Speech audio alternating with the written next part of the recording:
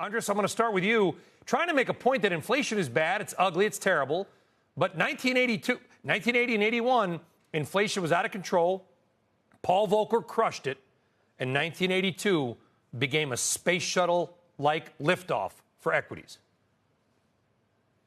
Yeah, no, I think that when we look at what happened Tuesday and we take a longer-term view of even a year out, does it matter if the Fed hikes 75 basis points or 1%, right? Like if we're 18 months out, do we look back and say, oh my God, that changed everything? Probably not. I think the big question is if March and April of next year, are we seeing inflation year over year with a 4 handle, or are we seeing inflation with a 6 handle, right? And that will dictate what the discount rate of the markets are and what valuation are. So not too concerned the short term just because of one print. I think the market kind of overreacted from that perspective. But inflation clearly matters, and we'll just have to see what happens next. It does matter, David. And rate hikes matter. But I'll quote another historical period. And you were probably just getting started in the business in 1994. The Federal Reserve raised rates by 2.5%, what we'd call 250 basis points. Super aggressive. In 1995, the Dow rose 33%. There are some historical analogies for this time and where stocks may go? So we think so. We think that when inflation breaks from very high rates and goes lower, stocks generally do quite well over the next 6 to 12 months. We think that's going to be the case this time. We definitely see inflation breaking. It's not linear. This week's CPI numbers were disappointing, but we think the general trend is lower. It's going to be next month, the month after that. We think the Fed can be less hawkish next year than is currently feared. And the economy is actually in better shape than many think. A number of companies presented at conferences this week, and the outlook was generally pretty favorable. Logistics problems are getting better.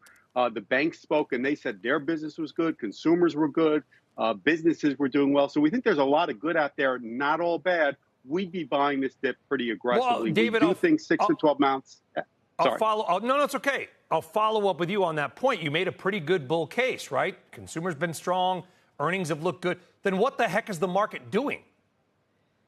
Well, right now, the market is obsessed with the Fed. They're obsessed that inflation didn't break this week, and they think the Fed is out to destroy inflation. And if the economy gets destroyed along the way, so be it. We don't think that's the case.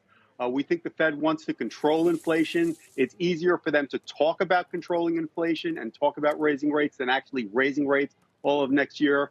We don't think there's any mileage in them declaring victory early. We do think inflation's breaking. We think by the end of the year, the Fed will be a little bit less hawkish. And we think the market's major fears probably won't come to fruition. If you look at the stock market on a business-by-business basis, there are a lot of great companies at 12 to 14 times earnings. Historically, that's been a very good time to make money.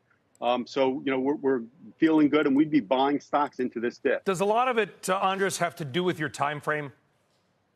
Absolutely, right? So if your time frame is 6 months, you kind of have to make a bet on what you guys were just mentioning. If you're looking 5 years out, you have to think about it from a perspective of expected returns, which is you even have an option. I mean, are you going to sit on cash right now, right? Making 50 basis points when inflation's at 8? Or are you even going to buy a bond, which is still yielding, 2-3%? So from that perspective, it really does matter what your time frame is. What we're our big recommendation, actionable steps is rebalance. Know what your portfolio should look like and use this volatility to rebalance.